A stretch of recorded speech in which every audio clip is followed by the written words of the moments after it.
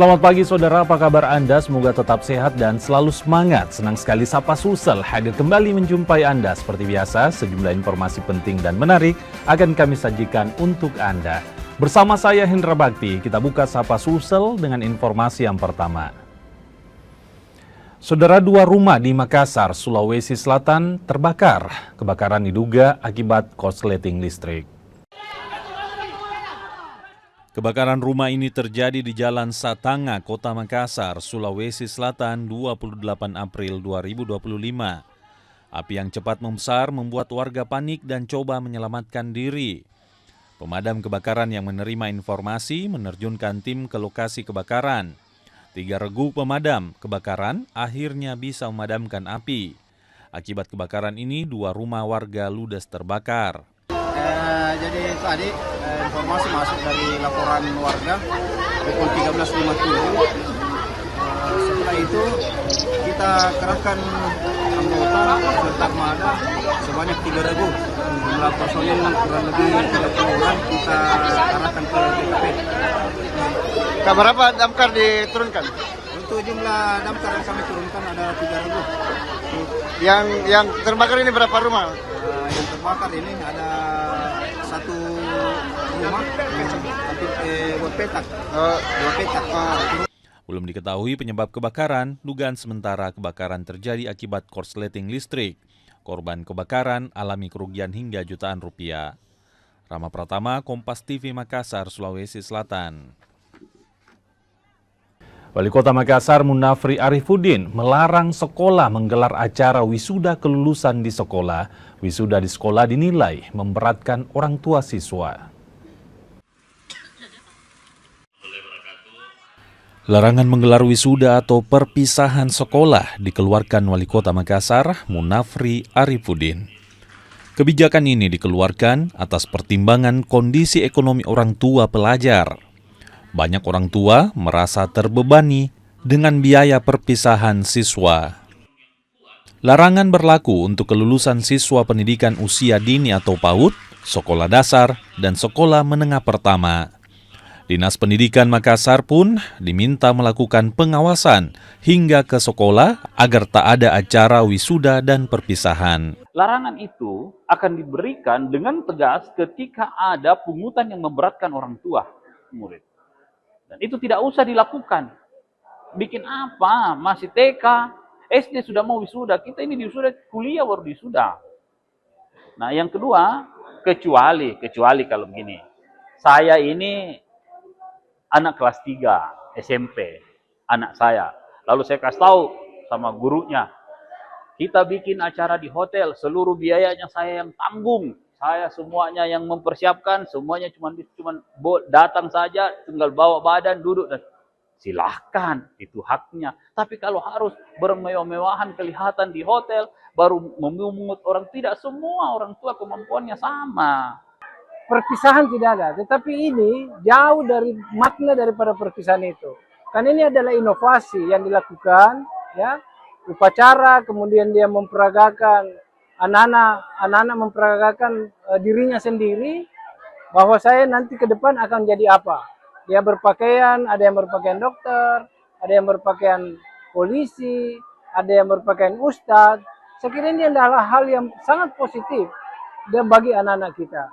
Sehingga saya ingin sampaikan bahwa kalau mau perpisahan seperti inilah. Kita upacara terakhir sambil jabat tangan sama silaturahmi sama guru-guru. Ada yang menangis, ada yang sedih, ada yang terharu. Terbungkus semua di pelaksanaan upacara ini. Sehingga saya mau katakan bahwa tidak usah perpisahan di gedung, tidak usah memberatkan lagi orang tua, cukup dilakukan seperti ini.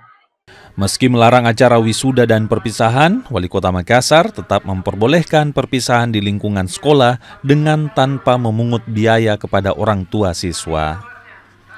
Nila Rustam, Kompas TV Makassar, Sulawesi Selatan. Komite Olahraga Nasional Indonesia atau KONI Kota Makassar resmi memiliki nahkoda baru. Dalam musyawarah olahraga kota luar biasa 2025, Ismail terpilih secara aklamasi jadi Ketua KONI Makassar. Musyawarah Olahraga Kota Luar Biasa 2025, Komite Olahraga Nasional Indonesia Kota Makassar resmi menetapkan nahkoda baru. Dalam Muskotlub di ruang Sipakatau kantor Balai Kota Makassar, Ismail terpilih sebagai Ketua KONI Makassar secara aklamasi. Ismail jadi satu-satunya calon yang mendaftar dalam proses penjaringan. Ketua Komisi B DPRD Makassar itu menggantikan Ahmad Susanto. Ismail berkomitmen membawa KONI Makassar lebih baik selama masa kepemimpinannya. Fasilitas olahraga yang memadai sangat penting untuk mendukung prestasi atlet. Kami akan berupaya meningkatkan kualitas dan kuantitas infrastruktur olahraga di Kota Makassar agar para atlet bahkan masyarakat bisa berolahraga dan berlatih dengan optimal seperti apa yang dikatakan tadi Pak Wali Kota waktu musyawarah pertama. Ketiga, peningkatan kesehatan atlet dan pelatih ini mungkin yang lebih penting. Kami akan memberikan perhatian besar kepada kesejahteraan dan pelatih, karena mereka lah yang menjadi motor penggerak prestasi olahraga kita. Wali Kota Makassar, Munafri Arifudin berharap di bawah nahkoda baru, KONI Makassar fokus dalam pembinaan atlet usia dini, serta transparansi penggunaan anggaran.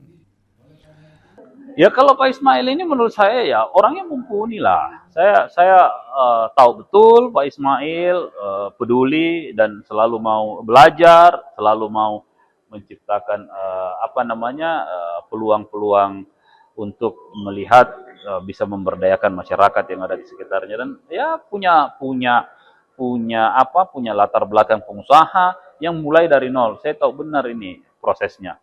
Nah, menurut saya ya kalau memang itu calon tunggal dan disahkan di dalam proses musyawarah luar biasa ini, ya KONI akan memiliki menurut saya juga salah satu figur yang cocok untuk memimpin KONI. Salah satu tugas yang menanti Ketua KONI baru, Ismail, adalah mendorong prestasi Makassar di Pekan Olahraga Nasional mendatang.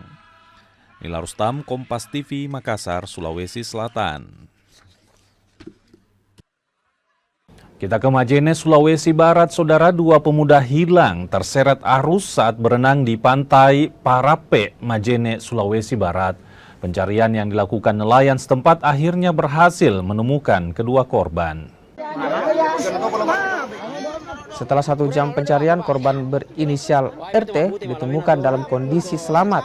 Sementara satu korban lainnya berinisial RS ditemukan tersangkut di batu karang di dasar laut.